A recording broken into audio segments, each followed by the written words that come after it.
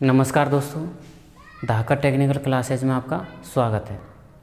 आज हम पढ़ेंगे परमाणु संरचना, एटॉमिक स्ट्रक्चर। तो जो परमाणु होता है, आधुनिक सिद्धांत के अनुसार प्रत्येक पदार्थ, तत्व अथवा यौगिक का मूल घटक एक परमाणु होता है। इलेक्ट्रॉनिक सिद्धांत के अनुसार परमाणु में 3 मुख्य कण होते हैं। जो 3 मुख्य कण होते हैं वो होते हैं इलेक्ट्रॉन, प्रोटॉन और न्यूट्रॉन।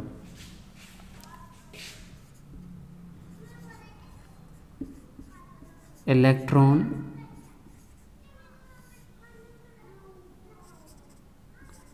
प्रोटॉन और न्यूट्रॉन।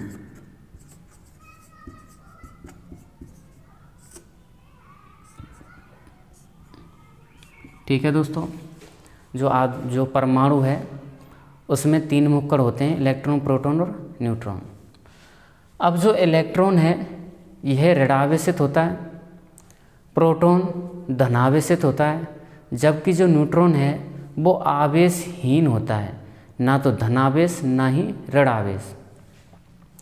परमाणु के केंद्रीय भाग में प्रोटॉन तथा न्यूट्रॉन बड़ी संख्या में पैक्ड होते हैं। जो केंद्रीय भाग है इसमें प्रोटॉन तथा न्यूट्रॉन बड़ी संख्या में पैक्ड होते हैं, जो कि नाभिक कहलाता है। ठीक है दोस्तों, नाभिक के चारों ओर इलेक्ट्रॉन चक्कर लगाते हैं। इलेक्ट्रॉन के कक्ष, जिन्हें सेल कहते हैं, उनमें इलेक्ट्रॉन घूमते हैं, चक्कर लगाते हैं। इलेक्ट्रॉन के जो कक्ष हैं वो वृत्ताकार या दीर्घवृत्ताकार होते हैं। जो इलेक्ट्रॉन है ये विभिन्न कक्षाओं में इलेक्ट्रॉन चक्कर लगा रहे हैं, पहली कक्षा, दूसरी कक्षा, तीसरी कक्षा। तो अगर हम इन कक्षाओं को देखें तो ये नाभिक हो जाता है।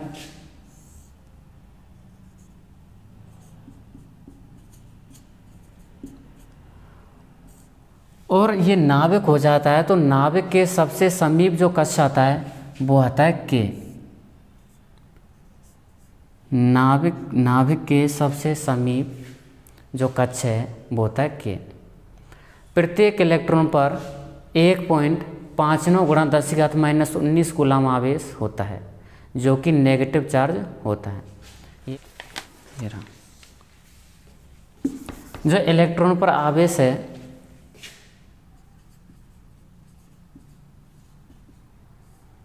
वो होता है 1.59 × 10⁻⁻19 कूलम।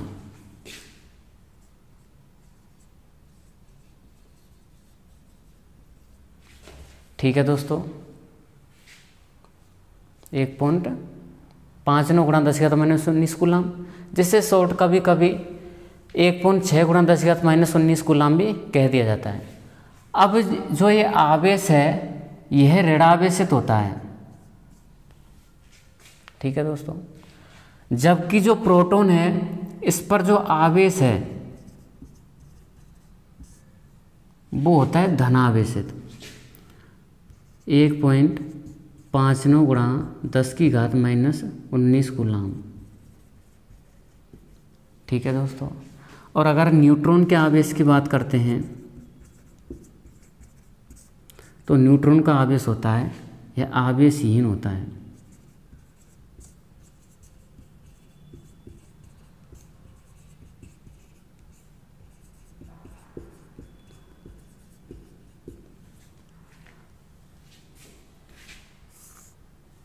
ठीक है दोस्तों, न्यूट्रॉन आवेशहीन होता है। अब जो शून्य है यह हम ऐसे कह सकते हैं कि न्यूट्रॉन का आवेश होता है शून्य, अर्थात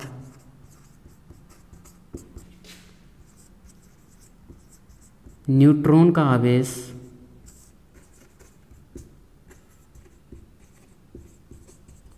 शून्य होता है, क्योंकि जो शून्य है ना तो धनावेशित होता है और ना ही ऋणावेशित।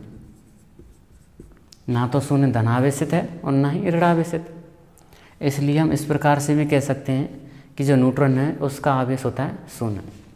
अब प्रत्येक प्रोटॉन पर इलेक्ट्रॉन के बराबर परंतु धनावेश होता है। परमाणु में इलेक्ट्रॉनों की संख्या प्रोटोनों की संख्या के बराबर होती है। इलेक्ट्रॉन और प्रोटॉन इन दोनों की संख्या परमाणु में बराबर रहेगी। जिसके परमाणु है जो न्यूट्रल है, उदासीन, जिसे हम कह सकते हैं न्यूट्रल, जो परमाणु है हमारा उदासीन रहता है जिससे। अगर हम बात करते हैं इलेक्ट्रॉन की, तो जो इलेक्ट्रॉन और प्रोटॉन, तो जो प्रोटॉन है वो इलेक्ट्रॉन से 1840 गुना होता है ये प्रोटॉन, यानी कि सबसे हल्का हो गया इलेक्ट्रॉन। इलेक्ट्रॉन का 1840 गुना है प्रोटॉन। यह समस्त द्रव्यमान नाभिक में केंद्रित होता है, यानी कि जो प्रोटॉन है नाभिक में है, यानी कि सबसे ज़्यादा जो द्रव्यमान है वो किस में रहेगा, नाभिक में रहेगा। इलेक्ट्रॉन नाभिक के चारों ओर चक्कर लगाता है, अतः इसमें गतिज ऊर्जा विद्यमान होती है। लेकिन नाभिक के सापेक्ष इसमें कुछ स्थितिज ऊर्जा भी विद्यमान होती है इलेक्ट्रॉन के अंदर। ठीक है दोस्तों, तो ये होता है इलेक्ट्रॉन। अब जो इलेक्ट्रॉन है इसमें दो प्रकार की जो गति है वो विद्यमान रहेगी। एक तो कक्षीय गति और एक होती है यानी कि स्पिन मोशन और ऑर्बिटल मोशन। ये दो प्रकार की गति रहेंगी, स्पिन और ऑर्बिटल। ठीक है दोस्तों, अब जो ये इलेक्ट्रॉन है, अगर हम इलेक्ट्रॉन की बात करते हैं, सबसे पहले इनको देख लेते हैं। जो इलेक्ट्रॉन के खोजकर्ता हैं, इलेक्ट्रॉन के जो खोजकर्ता हैं वो हैं जे थॉमसन।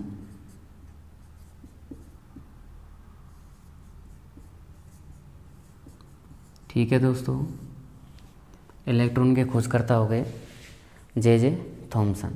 अगर इलेक्ट्रॉन का द्रव्यमान की बात करते हैं, इलेक्ट्रॉन का द्रव्यमान, तो जो इलेक्ट्रॉन का द्रव्यमान है वो होता है 9.1 गुणा 10 की घात माइनस 31 किलोग्राम। ठीक है दोस्तों, प्रोटॉन पर आवेश तो होगा, एक धनात्मक आवेश होगा जो कि 1.59 गुणा 10 की घात माइनस 19 कूलम के बराबर रहता है। अब जो प्रोटॉन का खोज करता है वो होता है गोल्डस्टीन।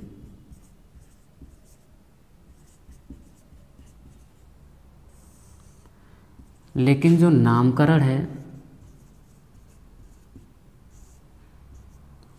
भाई, इलेक्ट्रॉन का जो खोज करता है वो तो है गोल्डस्टीन, लेकिन जो नामकरण दिया वो दिया रदरफोर्ड ने।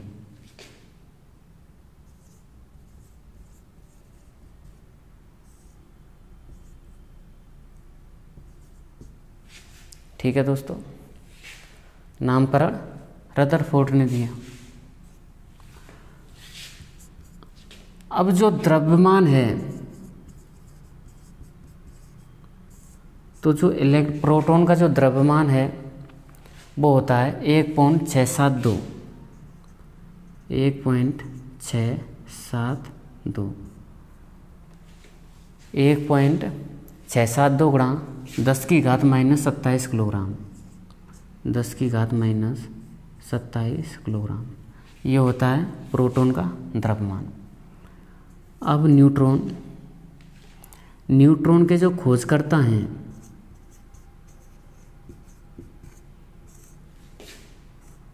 वो हैं जेम्स चैडविक।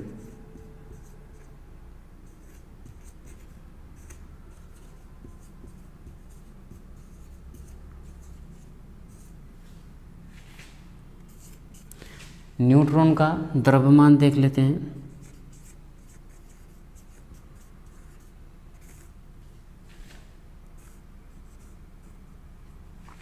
तो जो न्यूट्रॉन का द्रव्यमान है वो भी लगभग प्रोटॉन के बराबर ही रहेगा,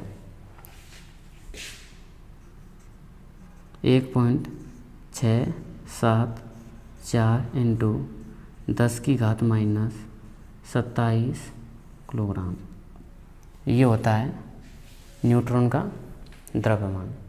ठीक है दोस्तों, इलेक्ट्रॉन पर आवेश 1.59 इंटू 10⁻19 कूलम होता है, जो कि ऋणावेशित होता है। इलेक्ट्रॉन की खोजकर्ता जे थॉमसन ने की थी। इलेक्ट्रॉन का द्रव्यमान 9.1 गुणा 10⁻31 किलोग्राम है। प्रोटॉन पर आवेश धनात्मक होता है। 1.59 गुणा 10⁻19 कूलम आवेश प्रोटॉन पर होता है। प्रोटॉन के खोजकर्ता हैं गोल्डस्टीन, लेकिन जो नामकरण है वो दिया रदरफोर्ड ने। प्रोटॉन का जो द्रव्यमान है वो है 1.672 इंटू 10⁻27 किलोग्राम। न्यूट्रॉन पर आवेश यह आवेशहीन होता है, यानी कि जो न्यूट्रॉन है इस पर कोई आवेश नहीं होता, अर्थात न्यूट्रॉन का आवेश शून्य होता है। न्यूट्रॉन का जो खोजकर्ता है वो है जेम्स चैडविक, और न्यूट्रॉन का जो द्रव्यमान है वो है 1.674 गुणा 10⁻27 किलोग्राम। ठीक है दोस्तों, आगे देखते हैं कि जो इलेक्ट्रॉनों की कक्षा हैं, परमाणु की कक्षा, वो KLMN द्वारा व्यक्त की जाती हैं। यानी कि पहली कक्षा K हो जाती है, दूसरी कक्षा L, तीसरी M, चौथी N। तो जो कक्षा हैं ये KLMN द्वारा प्रदर्शित की जाती हैं। ठीक है दोस्तों, जो कि एक ऊर्जा स्तर, एनर्जी लेवल को व्यक्त करती हैं परमाणु की कक्षाएं। तो अब कक्षाओं को देखेंगे।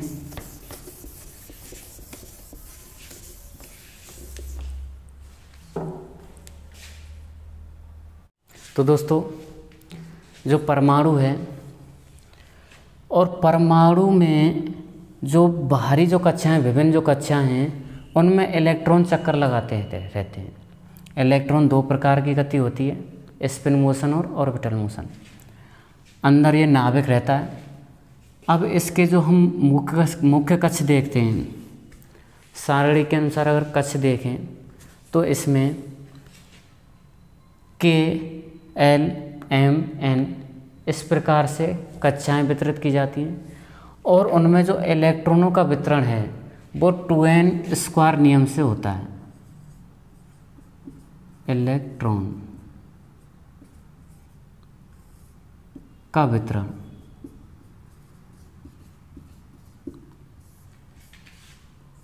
2n² नियम से होता है। ठीक है दोस्तों, 2n² नियम से हम इलेक्ट्रॉनों का वितरण करेंगे। जो इसकी कक्षा हैं, मुख्य कक्ष, जो मुख्य कक्ष हैं ये एनर्जी लेवल को दर्शाते हैं। मेन सेल्स,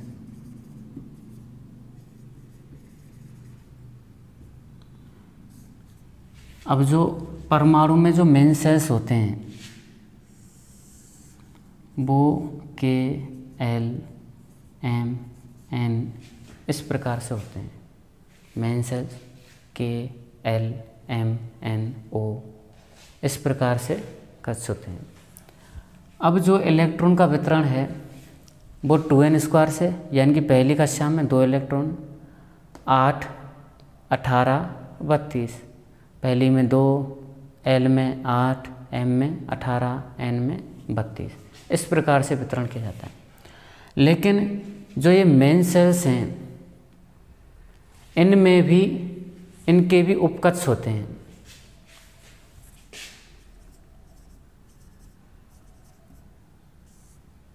जिसको बोलते हैं सब सेल्स। अब जो उपकक्ष हैं उनको हम S, P,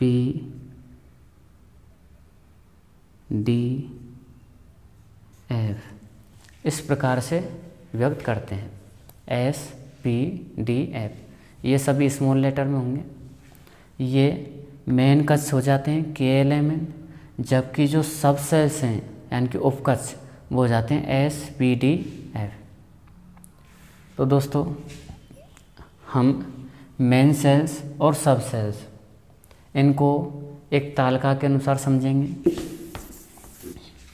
तो सबसे पहले बनाएंगे हम ये क्रम संख्या,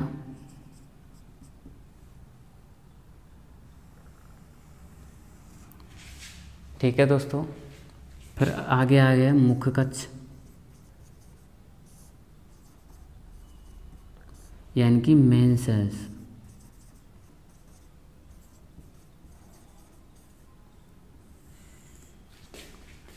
अगला है उपकक्ष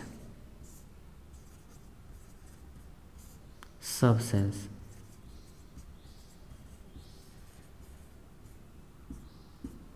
ठीक है दोस्तों,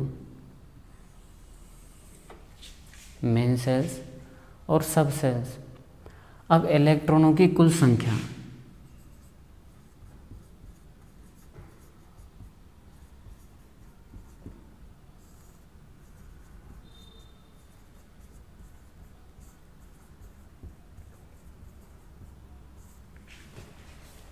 टोटल इलेक्ट्रॉन।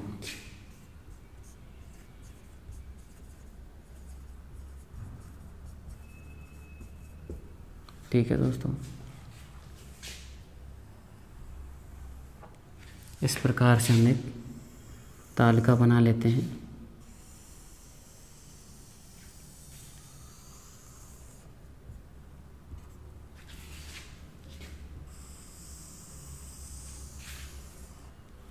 ये क्रम संख्या, मुख्य कक्ष, उपकक्ष और इलेक्ट्रॉन की कुल संख्या। तो सबसे पहली है हमारी क्रम संख्या, मेन सेल्स में आ जाएगा K, एक K।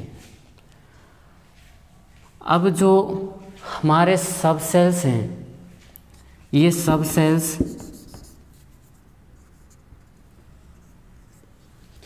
चार प्रकार के हो गए, SPDF।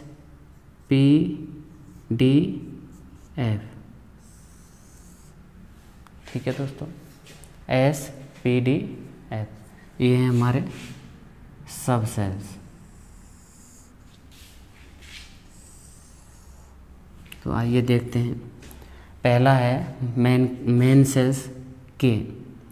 अब जो सब सेल्स है इसमें S में रहेंगे 2 इलेक्ट्रॉन और K में टोटल इलेक्ट्रॉन की संख्या होती है 2। दूसरा होता है मुख्य कक्ष L। अब जो सब सेल्स है इसमें S में तो इलेक्ट्रॉन संख्या रहेगी 2, P में रहेगी 6, टोटल इलेक्ट्रॉन हो जाएंगे 8। तीसरा है हमारे पास M। S में 2 इलेक्ट्रॉन, P में 6 इलेक्ट्रॉन और D में हो जाएंगे 10 इलेक्ट्रॉन। तो संख्या हो जाएगी 18 टोटल इलेक्ट्रॉन। इसी प्रकार से N को देख लेते हैं। S में रहेंगे वही 2 इलेक्ट्रॉन, P में 6 इलेक्ट्रॉन और D में 10 इलेक्ट्रॉन और बाकी के जो इलेक्ट्रॉन है 14, ये रहेंगे F में। तो ये टोटल इलेक्ट्रॉन हो जाएंगे 32। ठीक है दोस्तों, तो ये हमारे मेन सेल्स, सब सेल्स और टोटल इलेक्ट्रॉन की संख्या है। K L M N, K में 2 इलेक्ट्रॉन, L में 8 इलेक्ट्रॉन, M में 18 इलेक्ट्रॉन, N में 32 इलेक्ट्रॉन होते हैं। अब इनके जो सब सेल्स हैं उसमें S में 2 इलेक्ट्रॉन, P में 6 इलेक्ट्रॉन होते हैं, D में 10 और F में 14। इस प्रकार से इलेक्ट्रॉन का वितरण है। ये सेल्स मेन सेल्स, ये सब सेल्स, ये दोनों ही ऊर्जा को व्यक्त करते हैं, एनर्जी लेवल को व्यक्त करते हैं सेल्स। ठीक है दोस्तों।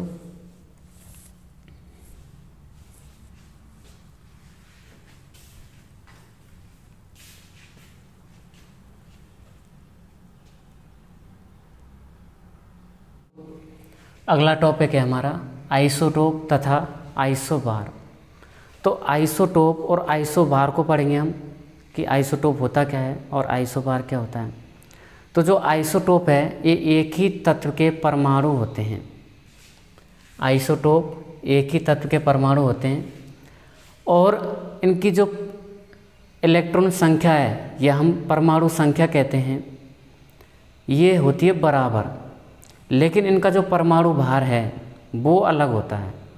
यानी कि आइसोटोप के अंतर्गत तत्व एक ही रहेगा और जब तत्व एक ही है तो परमाणु संख्या भी एक ही रहेगी, लेकिन इनमें परमाणु भार अलग अलग रहेगा, वो हमारा आइसोटोप आएगा। यानी कि आइसोटोप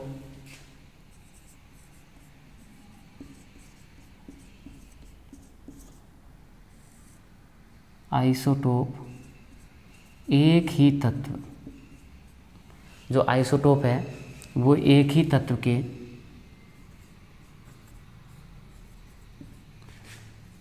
परमाणु, ठीक है दोस्तों, परमाणु एक ही तत्व के रहेंगे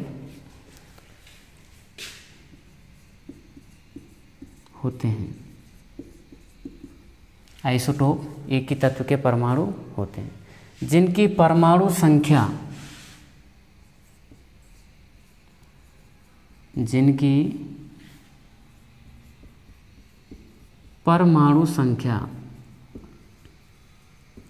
तथा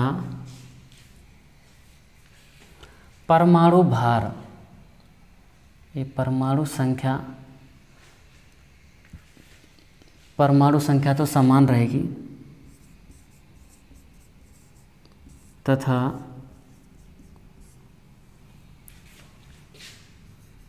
परमाणु भार अलग अलग होता है। ठीक है दोस्तों। तो आइसोटोप एक ही तत्व के परमाणु होते हैं जिनकी परमाणु संख्या समान तथा परमाणु भार अलग अलग होता है। अगर हम उदाहरण देखते हैं, उदाहरण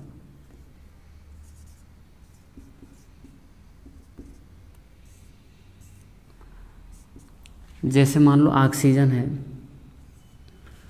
और जो इसकी परमाणु संख्या है वो तो वही 8 है।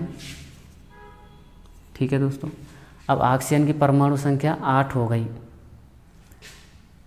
लेकिन जो परमाणु भार है वो अलग अलग मान लें हम। आइसोटोप एक ही तत्व के परमाणु एक ही तत्व के हैं और परमाणु संख्या भी समान है, लेकिन परमाणु भार अलग अलग है, तो ये क्या हो जाता है, आइसोटोप। तो ये ऑक्सीजन के आइसोटोप हैं।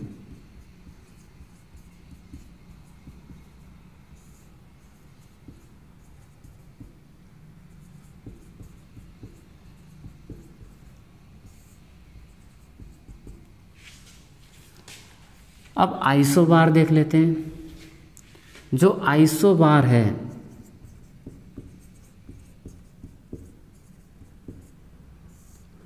वो अलग अलग तत्वों के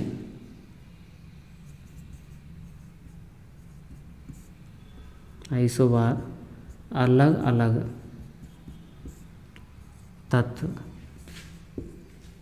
तत्वों के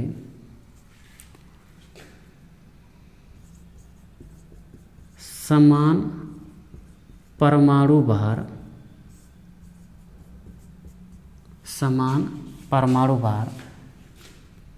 एवं परमाणु संख्या अलग अलग होती है। तो जो आइसोबार है अलग अलग तत्वों के समान परमाणु भार है, तत्व होना चाहिए अलग अलग परमाणु भार तो दोनों तत्वों का समान होना चाहिए, लेकिन जो परमाणु संख्या है वो अलग अलग। तो ये आते हैं आइसोबार के अंतर्गत। जैसे हम अगर आर्सेनिक को देखते हैं तो आर्सेनिक की जो परमाणु संख्या है वो तो है 18, और इसका ये मान लो परमाणु भार है। अब इसी प्रकार से हम ये दूसरे तत्व को देखते हैं, तो मान लो इसकी परमाणु संख्या है 20 और परमाणु भार मान लो इसका भी सेम होना चाहिए। ठीक है दोस्तों, यानी कि देखो तत्व अलग हैं, परमाणु संख्या भी अलग है, लेकिन दोनों तत्वों की परमाणु जो भार है वो होता है समान। तो ये हैं हमारे आइसोबार, ये आइसोटोप, ये आइसोबार के अंतर्गत आते हैं। ठीक है दोस्तों,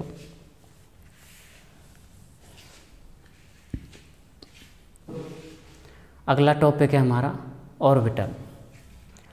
प्रत्येक उपकक्ष में ऑर्बिटल्स होते हैं। एक ऑर्बिटल्स 2 से अधिक इलेक्ट्रॉन ग्रहण नहीं कर सकता।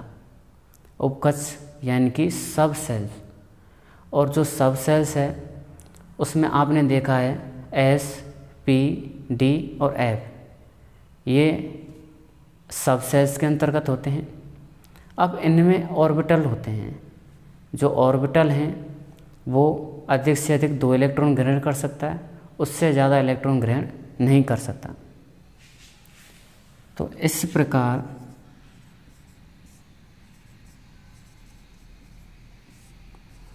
उपकक्ष S में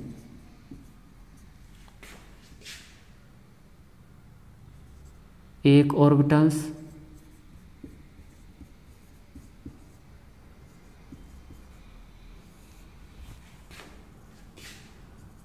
उपकक्ष P में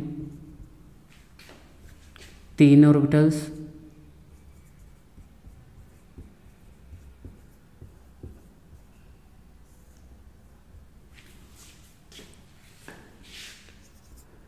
उपकक्ष D में 5 ऑर्बिटल्स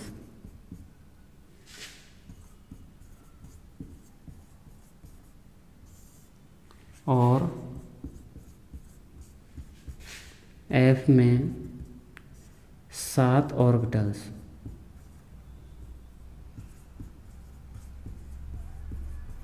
होते हैं।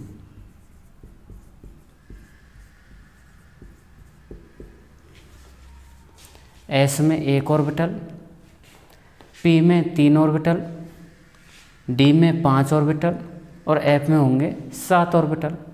यानी कि S जो उपकक्ष है उसमें 1 ऑर्बिटल है, यानी कि जो ऑर्बिटल है प्रत्येक 2 से अधिक इलेक्ट्रॉन ग्रहण नहीं कर सकता, तो S उपकक्ष में 2 इलेक्ट्रॉन हो गए। इसी प्रकार से P में 3 ऑर्बिटल्स होते हैं, यानी कि 3 का 2 से गुणा करेंगे, 3 दूनी 6 आ जाएगा, यानी कि उपकक्ष P में 6 से ज़्यादा इलेक्ट्रॉन नहीं हो सकते। इसी प्रकार से D में 5 ऑर्बिटल्स, 5 को गुणा करेंगे 2 से, 5 दूनी 10, यानी कि जो उपकक्ष D है उसमें 10 से अधिक इलेक्ट्रॉन नहीं हो सकते। उसी प्रकार से जो उपकक्ष F है उसमें 14 से अधिक इलेक्ट्रॉन नहीं हो सकते, क्योंकि F में 7 ऑर्बिटल होते हैं। तो विशेष तौर से ये याद रखने हैं, बहुत मोस्ट इम्पोर्टेंट हैं ऑर्बिटल्स। ये सीधे ही कुछ प्रश्न में आ जाते हैं कि S में कितने ऑर्बिटल हैं, F में कितने ऑर्बिटल हैं, D में कितने ऑर्बिटल हैं। इनकी संख्या याद रखनी है। S में 1, P में 3, D में 5 और F में 7 ऑर्बिटल। अगला आता है हमारा क्रिस्टल।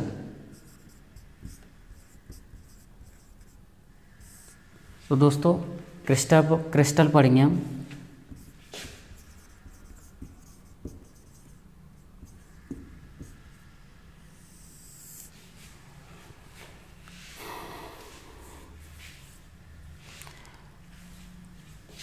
यदि परमाणुओं के समूह को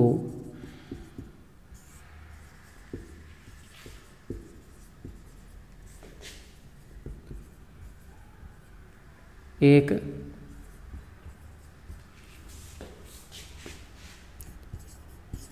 नियमित पैटर्न में व्यवस्थित किया जाए।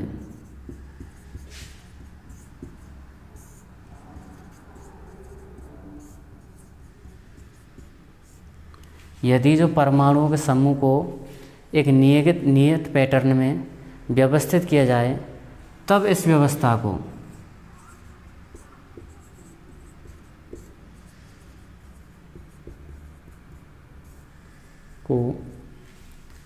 क्रिस्टल कहते हैं।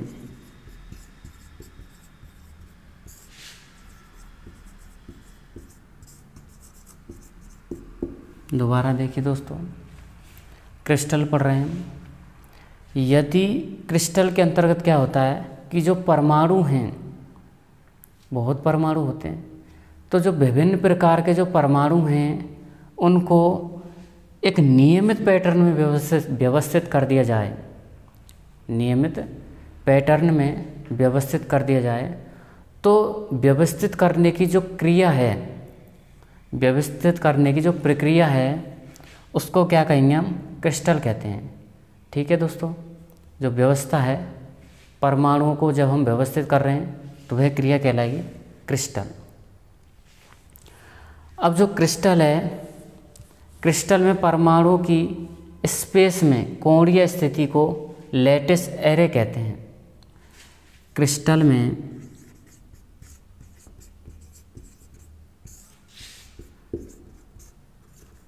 परमाणुओं की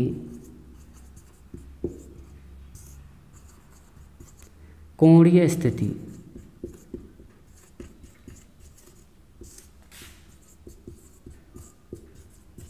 को लैटिस एरे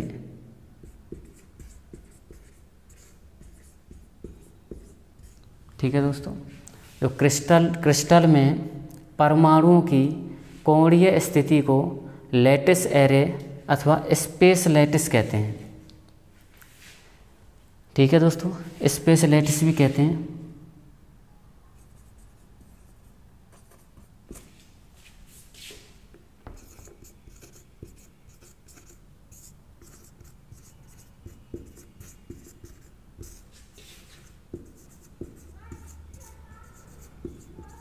तो क्वेश्चन में सीधे ही पूछ लिया जाता है कि हमारा जो क्रिस्टल है उसमें की जो परमाणुओं की कोणीय स्थिति है, तो उससे जो कोणीय स्थिति है, ठीक है दोस्तों, तो उस कोणीय स्थिति को स्पेस लैटिस अथवा लैटिस एरे कहते हैं।